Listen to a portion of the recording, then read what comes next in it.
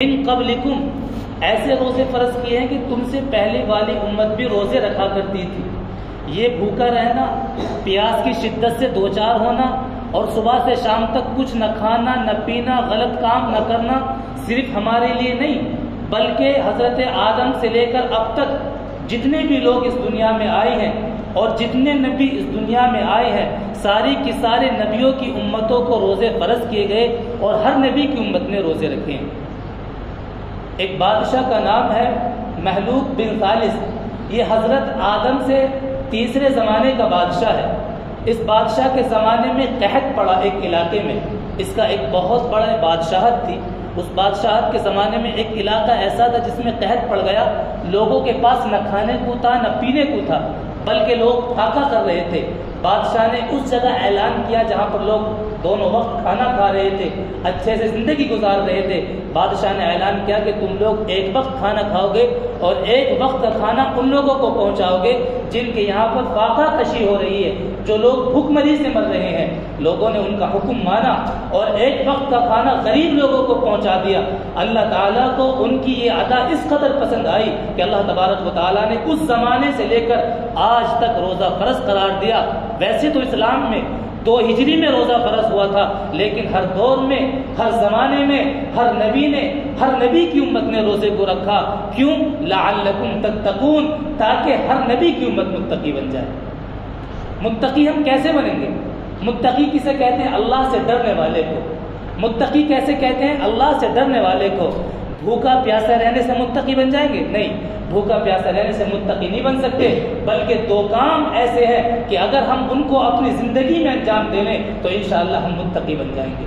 پہلا کام کیا ہے کہ 2 چیزیں انسان کی سب سے بڑی دشمن ہیں، ایک شیطان اور دوسرا نفس۔ یہ دونوں انسان کے ناتواں وجود سے لڑتی رہتی ہیں اور انسان سے دونوں طاقتور ہیں، انسان پر غالب آ جاتی ہیں، اور نفس شیطان سے بھی بڑا دشمن ہے۔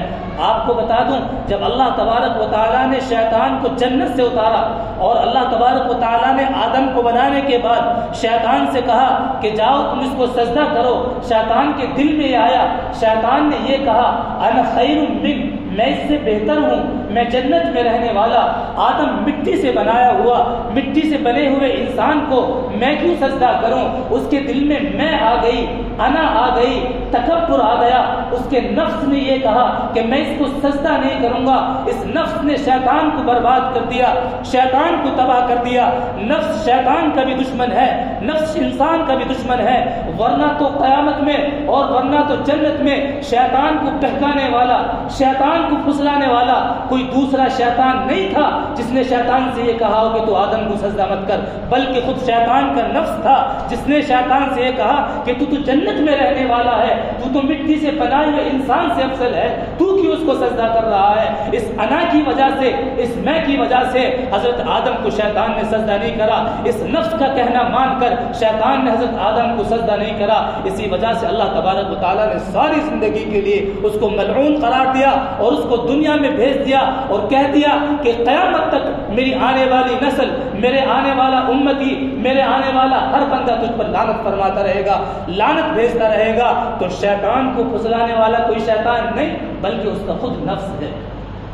لیکن اللہ تبارک و تعالیٰ کا احسان دیکھیں، اس کا کرم دیکھیں۔ اللہ تعالیٰ کیا کہتا ہے؟ وَسُلْسِلَتِ الشَّيَاطِينُ، کہ رمضان کے مہینے میں اللہ شیطان کو جکڑ دیتا ہے۔ وَغُلِّقَتْ أَبْوَابُ الْجَحِيمِ، اور جہنم کے دروازوں کو اللہ بند کر دیتا ہے تاکہ میرے بھولے بھالے بندے، میرے پیارے بندے، گنہگار بندے میرے آگے آ جائیں، مجھے سجدہ کریں، مجھے اپنا بنائیں، مجھے منا لیں۔ اللہ جو سب سے بڑا دشمن ہے اس کو قید کر لیتا ہے، لیکن جو اس سے بھی بڑا دشمن ہے اللہ تبارک و تعالیٰ فرماتا ہے کہ جاؤ علماء کے پاس جاؤ، ان سے پوچھو کہ ایک دشمن کو تو میں نے قید کر لیا، میں تمہارے نفس کو قید نہیں کر سکتا، میں تمہارے جی کو قید نہیں کر سکتا۔ اپنے علماء کے پاس جاؤ، اپنے اکابرین کے پاس جاؤ، ان سے جا کر کے کہو کہ اللہ تو نے رمضان کے مہینے میں شیطان کو تو قید کر دیا، اب ہمیں یہ بتا ہمارا جو نفس ہے جس کی وجہ سے رمضان کا روزہ رکھنے کے باوجود ہم جھوٹ بول دیتے ہیں، جس کی وجہ سے رمضان کا روزہ رکھنے کے باوجود ہم گالی دے دیتے ہیں، ہم شراب پینا نہیں چھوڑتے، رمضان کا روزہ رکھنے کے باوجود ہم تکبر کرتے ہیں، آخر شیطان تو قید ہو گیا، شیطان تو بند ہو گیا۔ ایسی کون سی چیز ہے کہ ہم بھائی کے بھی دشمن ہیں، رمضان کا مہینہ چل رہا ہے, ہم نے روزہ رکھا ہوا ہے, ہماری زبان سے غیبت نکل رہی ہے, ہماری زبان سے چغلی نکل رہی ہے, ہم اپنے بھائی کو ستا رہے ہیں, ہم اپنے ماں باپ کو گالی دے رہے ہیں, آخر شیطان تو قید ہے, ہمیں گناہ کے راستے پر کون چلا رہا ہے, ہماری نظریں کیوں بھٹک رہی ہیں. جب ہم غور کریں گے تو ہمیں پتہ لگے گا کہ ہمارا سب سے بڑا دشمن اور ہمارا سب سے بڑا شیطان سے بھی بڑا دشمن ہمارا نفس ہے, جو ہمیں طرح طرح سے ستا رہا ہے. آؤ ہم اپنے اکابرین کے پاس چلتے ہیں اور ان سے جا کر کے پوچھتے ہیں کہ بتاؤ نفس کی دوا کیا ہے, ہم نفس کو کیسے قید کریں, ہم نفس کو کیسے قید کریں. تو مولانا جلال الدین رومی بہت بڑے ایک ولی گزرے ہیں, انہوں نے فرمایا کہ اس دنیا کے اندر بے شمار ولی گزرے, لیکن ان بے شمار ولیوں میں سے ایک ولی ہے مولانا فرید الدین رومی. انہوں نے فرمایا کہ نفس کبھی مرتا نہیں ہے, نفس کبھی مرتا نہیں ہے, انسان کا نفس کبھی مرتا نہیں ہے. ایک بزرگ راستے میں سے گزرتے ہوئے جا رہے تھے, انہوں نے اپنے نفس کو کہا, مسجد میں کھڑے ہو کر نماز کے لیے کھڑے ہوئے, نماز کے لیے جب ہاتھ اٹھا رہے تھے تو ہاتھ چھوڑ دیا اور اپنے نفس سے مخاطب ہو کر کے کہا کہ نفس میں تجھے بھوکا رکھتا ہوں, تجھے تکلیف دیتا ہوں, تجھے ستاتا ہوں, تیرا پیٹ کیوں نہیں بھرتا, تو باز کیوں نہیں آتا, تو کیوں نہیں ہار جاتا. اس نے کہا کہ بزرگ جلال الدین رومی, جب تو راستے میں چلتا ہے نا تو لوگ تجھے کہتے ہیں دیکھو کتنا بڑا بزرگ جا رہا ہے, کتنا بڑا اللہ والا جا رہا ہے, کتنی بڑی نمازیں پڑھنے والا جا رہا ہے, کتنا اللہ سے ڈرنے والا جا رہا ہے. جب لوگ تیری تعریف کرتے ہیں تو میرا پیٹ وہیں بھر جاتا ہے. نفس کبھی مرتا نہیں ہے بلکہ نفس ہلکا ہو جاتا ہے. تو علماء نے 3 چیزیں بیان فرمائی ہیں. رمضان کا مہینہ آ رہا ہے, شیطان کو اللہ قید کر دیتا ہے, ایک چیز نفس ہے. 3 چیزیں اگر ہم اپنی زندگی میں لے آئیں گے تو انشاءاللہ ہمارا نفس بھی قابو میں ہو جائے گا اور ہم ماہ رمضان کو اچھی طریقے سے گزار سکیں گے. سب سے پہلی کیا چیز ہے؟ خاموشی کی زنجیر, کہ جس نے خاموش رہنا اختیار کیا. اللہ کے نبی علیہ الصلوۃ والسلام نے فرمایا من صمت نجا, کہ جس شخص نے خاموش رہنا سیکھ لیا اس نے نجات پائی. آپ لوگوں نے دیکھا ہوگا اس دنیا کے اندر جتنی بھی تکلیفیں, جتنی مصیبتیں, لڑائی جھگڑے ہوتے ہیں, ایک زبان کی وجہ سے ہوتے ہیں. اگر انسان اپنی زبان پر قابو پا لے, انسان خاموش رہنا شروع کر دے, اللہ کے نبی کیا کہتے ہیں کہ وہ خاموش جو رہ گیا اس نے نجات پا لی. تو خاموش جو انسان رہے گا اس کا نفس اس کے قابو میں آ جائے گا.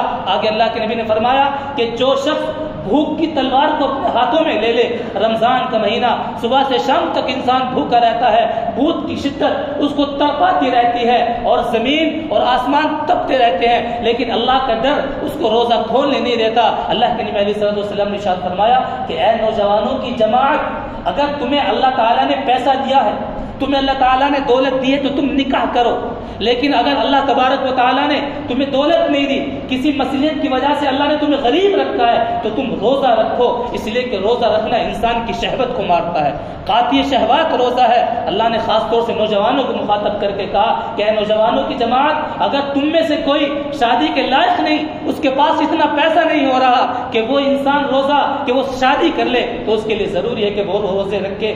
روزے رکھنے سے انسان کا نفس مر جاتا ہے. تو 2 چیزیں ہو گئی, ایک تو خاموش رہنا, دوسرا کیا رہنا, ایک تو خاموش رہنا اور دوسرا روزہ رکھنا. یہ 2 چیزیں ایسی ہیں کہ انسان اس سے اپنے نفس پر قابو پا لیتا ہے. اور آخر میں ہے تنہائی کا نیزہ, کہ انسان خاموش رہے, تنہا رہے, کسی انسان کے پاس جائے, لڑائی جھگڑا ہونے لگے تو اس سے کہے کہ انی صائم, میں روزے دار ہوں. 3 چیزوں کے ساتھ اگر انسان نے رمضان المبارک کے مہینے کو گزار دیا تو انشاءاللہ 29ویں شب میں اللہ تبارک و تعالیٰ سے آپ لوگ جنت کا پروانہ لے لینا. لیکن ہم یہ جنت کا پروانہ کب ملے گا؟ جب 2 طریقے سے ہم اللہ کو راضی کر لیں گے. ایک طریقے سے اللہ نے ہمارے اوپر احسان کیا کہ شیطان کو قید کر دیتا ہے, لیکن سب سے بڑا دشمن جو نفس ہے وہ ہمارے ساتھ میں لگا رہتا ہے. اللہ نے 3 چیز بتائیں کہ ہم خاموش رہیں, ہم بھوکے رہیں اور بےہودہ باتیں, فضول باتیں اور جتنا کم ہو سکے کم سے کم ہم بولیں. اس ذریعے سے اگر ہم پورے روزے کو گزاریں گے تو یقین جانیں